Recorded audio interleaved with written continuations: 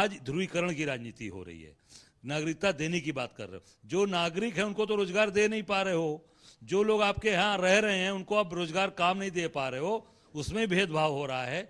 आप बाहर के लोगों को नागरिकता दोगे, यहाँ का रोजगार नहीं है, यहाँ लोगों को काम नहीं है, लोगों का धंधे नहीं चल रहे हैं, सब लोग नौजवान बेकार घूम रहा है, और आप बड़ी बड़ी बात दूसरे देश के लोगों को लाके नागरिकता देने की बात कर रहे हैं। जो लोग यहाँ हैं पहले इनको नौकरी दीजिए। जो आपने कहा था 2 करोड़ नौकरी कहाँ गई? 2 करोड़ नौकरी 10 साल 20 करोड़ लोग हो गए, हर साल 2 करोड़ ना 20 करोड़ लोगों को नौकरी दिया।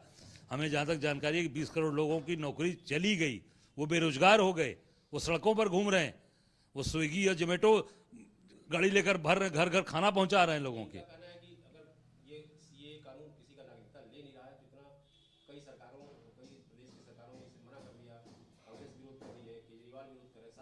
निश्चित तौर से आप गलत, आपने ध्रुवीकरण की राजनीति करने के लिए इसमें लागू किया है। अगर इसको लागू करना था तो जब ये कानून पास किया गया राज्यसभा लोकसभा, उसी दौरान आपको कानून लागू कर देना चाहिए था। ये इसीलिए सब लोग भयभीत हैं, डरे हैं कि आप कहीं ना कहीं, जैसे आपने नोटबंदी करके जीएसटी लगा के लोगों का शोषण किया, लोगों को परेशान किया, इसी प्रकार आप देश के नागरिक को, देश की एक भोली भाली जनता को परेशान करने का काम करेंगे। बांग्लादेश और अफगानिस्तान से आए हुए अल्पसंख्यकों को नागरिकता देंगे, उन्हें रोजगार देंगे।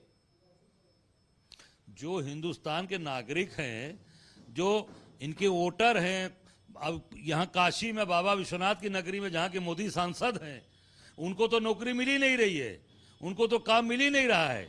अभी अमूल की फैक्ट्री आपने खोला है, सब गुजरात के लोगों को ले आके भर रहे हो, वहाँ कर रहे हैं बाहरी, यहाँ लोकल लोगों का वहाँ काम नहीं है, केवल गुजरात के लोग आ रहे हैं, और यहाँ के लोग वहाँ केवल नीचे प्यून का और झाड़ू लगाने डेली वेजेस पे आउटसोर्सिंग पे आप रख रहे हैं।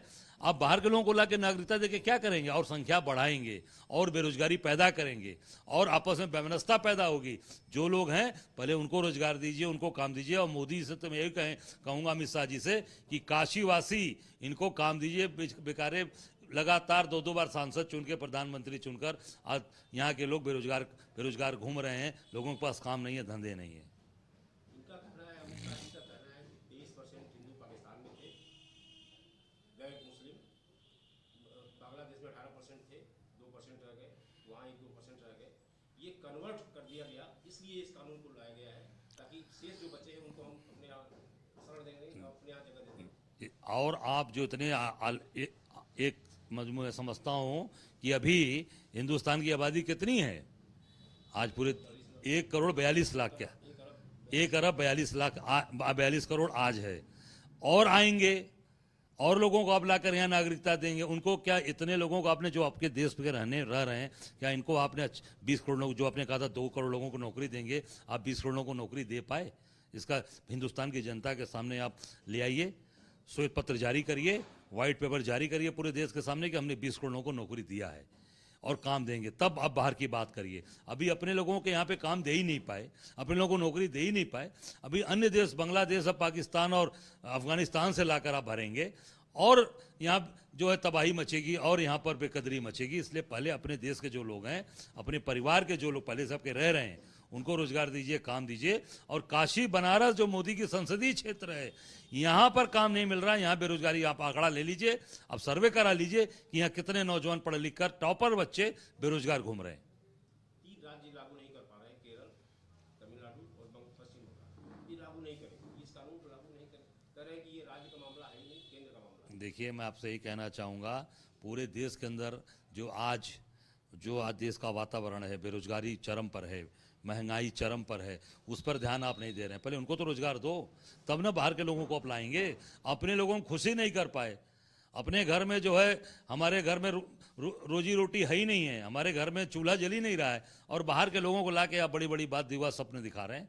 ये पूरी तरीके से केवल और केवल देश को ये गुमराह करना और देश के अंदर कैसे ये ध्रुवीकरण की राजनीति हो, इस पे ये काम कर रहे हैं अमित शाह जी। इनका कहना है कि पूरी दुनिया में 57 देश मुस्लिम कंट्री है, एक देश हिंदुस्तान है, हिंदुओं के लिए एक देश है सिर्फ। नहीं, अपने लोगों को छोड़ दिया जाए, ऐसे ही छोड़ दिया जाए, नहीं, हिंदुओं के, कन्वर्ट कर दिया जा रहा है। हिंदुओं के लिए, उनके लिए ये कानून बने। हिंदुओं के लिए नेपाल भी तो है, नेपाल राष्ट्र, नेपाल हिंदुओं का पहले से रहा है और एकदम घोषित है कि हिंदू राष्ट्र है वो पहले से। आप निश्चित तौर से करिए, मैं हम सब लोग चाहेंगे बिल्कुल आप करिए, उनको सम्मान मिलना चाहिए। पर जो लोग हैं हिंदू लोग ही, जो आप बात कर रहे हैं हिंदू की, हिंदू लोग ही यहाँ पर हैं। आप उठा के सर्वे कर लीजिए, बेरोजगारी कितनी है, कितने लोग परेशान हैं आज केवल आप जो बड़ी बड़ी बात बोल रहे हैं, झूठी बात बोल रहे हैं, केवल उससे लोगों को रोजगार मिल रहा है। केवल आप झूठी बात बोल रहे हैं रोज रोज, उससे कुछ नहीं मिल रहा है। और केवल पैसा गुजरात के लोगों को कमा रहे हैं। सारा काम कौन कर रहा है बनारस में? गुजरात के लोग। सारे ठेके किसके पास है? गुजरात के लोगों के पास।